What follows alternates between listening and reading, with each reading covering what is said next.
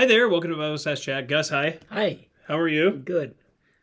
You got to say more than this, Gus. You're killing me. How are you? Hi. Good. What? One word? I can do one word. Yes. No. I feel like we just did this. Maybe. We are doing this again. We literally just did this 30 seconds ago. So Everything's okay. Again, a man in Okay. few words. Okay, yes. It's horrible. Okay. Which is funny because you actually talk a lot, but then in these Yeah. moments you're like, hi. I'm camera shy. Oh my word. Terrible. Okay, so we talked about, is it okay to ask for money as a missionary, which is helpful. It was a good discussion. Both of us functionally being on the field. Yeah, at on the different field. points. Yeah. But that brings up a question. Right? Yeah, exactly. I think that the question is, what is a missionary? Because, you hear that a lot, right? I'm a missionary. Being on the field, you were on the field too, and you met a lot of people that call themselves missionaries who are doing all kinds of ministry, different types of work. or work. Yeah.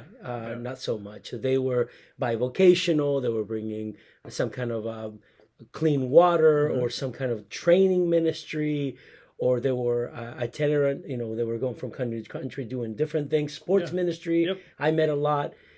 So what is a ministry? Yeah. And at the same time, who would you partner with as a church? Yeah.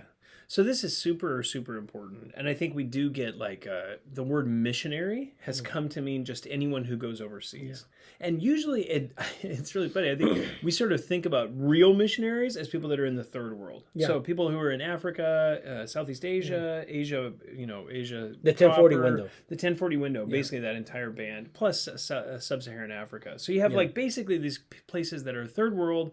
If you're going to a third world place, outer Mongolia, you're a missionary. If you're going to Europe, for example, it's the first world, so you're doing missions, but not really, And then that also, what that does is it allows for a very wide array of what would count as a missionary.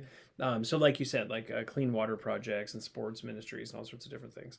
The difficulty is the Bible actually only uses that idea of missionary in very few places. And so what we have to do is just look at what the text says about that. So where we get the word is from the word Great Commission, right? So the commission, we are committed by Christ to go do something. And that what we're supposed to be doing is to be witnesses of Christ, sharing the gospel, making disciples, and teaching them. So our responsibility is to make disciples and teach them wherever we go, right? As Christians, that's the truth. And then a missionary is just a person who's doing that activity in a place where there isn't a gospel witness. And so we would place that in the context of essentially doing the mission as making disciples. Which is helpful to think about it that way. Not that there's anything wrong with clean water projects, not that there's anything wrong with teaching or doing business or all sorts of different things in other countries, and you can be a great witness in those things. But we would actually want to pull back the word missionary there. And the reason why we would want to pull it back is because when disciples were made in the New Testament, what the church did, what the apostles did was that they gathered those disciples into churches, and they planted churches, and they established elders over those churches. Why is that important? Well, a true missionary, a true person who's doing missions work is actually doing those two things combined.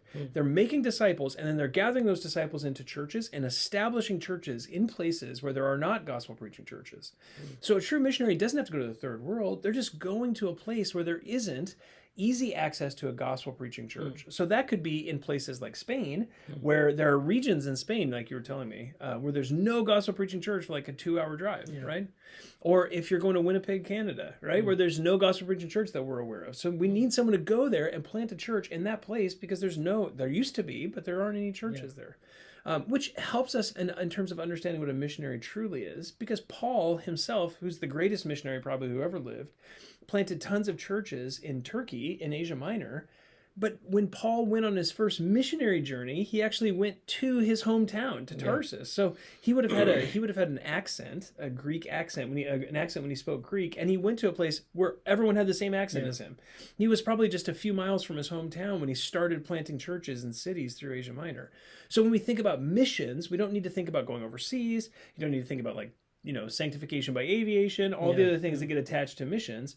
What we're actually doing is just saying we have people who are making disciples and planting biblically sound churches in locations where those things don't exist. So you can have a person who's a missionary, but who is still local or who is in their own hometown, but they are actually doing a mission work in that sense when they're going there to plant a church, which helps us in terms also of partnering, because then you say, well, who do you partner with?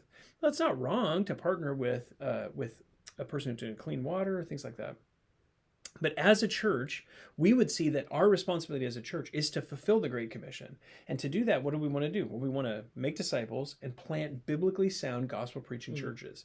So we're going to partner with people that are doing those two things, sharing the gospel and planting churches. Now, we partnered with you. You were planting a church, right? But what were you doing? Well, you were training guys who were church planters. So we need guys on the field in places where there aren't gospel preaching churches to train men to be gospel preaching pastors who would then plant churches in those regions. So we actually want to support guys who are doing the work of missions, which is planting gospel preaching churches in regions where there aren't any, or guys who are supporting that activity, supporting the planting of gospel preaching churches in regions where there aren't.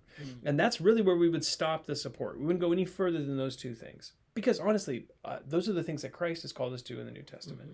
Now, personally, you might say, well, I want to support someone, they're doing a clean water project. That's great. Yeah, there's nothing wrong with that at all. But as a church, we want to keep that support within those confines of that Great Commission sort of work. Well, and our resources are limited, so we can't just give out money. If you say, well, everyone who comes, if they ask for money, we're going to give it to them no matter what they're doing. They're going to do a basketball ministry. Well, that's not necessarily wrong. But we're not going to support that necessarily as a church. So we're going to limit our expenditures when it comes to missions to those kinds of activities that fulfill the Great Commission, the way that the apostles saw it. Why do you think that the word missionary has become like a synonymous with going overseas, short-term missions, which obviously we still use. But why is it that it has become just synonymous with going overseas and not church planting, not soul, winning? Yeah, soul winning. I think personally, I think it's because so this is where it gets real tricky. In the 1960s, 1970s, there was a big push for reaching the unreached people groups of the world, which is not a bad thing. We want churches everywhere where there's not a gospel preaching church. But there was this belief that if we hit all the unreached people groups, we could essentially hasten the coming of Christ. And I just think that's based on bad exegesis. But what that does is it puts the onus on the church to go out and just get to places where there aren't believers, where you have an unreached people group. And when you get there, you just have to win one of them to Christ, and then it's no longer an unreached people group anymore. Now you have one Christian there, and you're good. The difficulty with that is some of the most unreached areas in the world are places where the church thrived during North Paul's Africa. era, North Africa, and all over Central Asia. I mean, there were more Christians at one point in southern China than there were Buddhists, because the Nestorian movement that went over there. So you have large scale missionary work that then died off or was killed off. So are those unreached groups? Well, I mean, in our day and age, they are, and we should send churches there. But we would say those aren't that connotation of unreached people group is just dangerous language to use. I get why people do it. I don't think it's helpful. And really, that's really the fruit of this sort of like, let's hasten the movement. Let's finish the work. So it's bad exegesis, bad ecclesiology, and bad theology. Bad theology, honestly, And it does create really wretched ecclesiology on the field.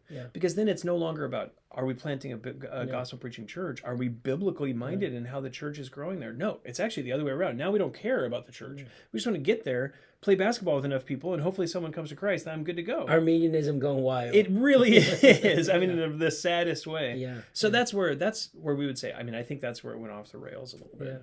So, Sorry, too many questions. No, that's super helpful. Well, I hope that's helpful for you. Again, we don't want to denigrate anybody who's doing God's work in different places. And our heart in this is just to help understand how the Bible categorizes these things. So if you have any questions, feel free to email us anytime at info@faithbibleoc.org. Thanks so much. Thank you.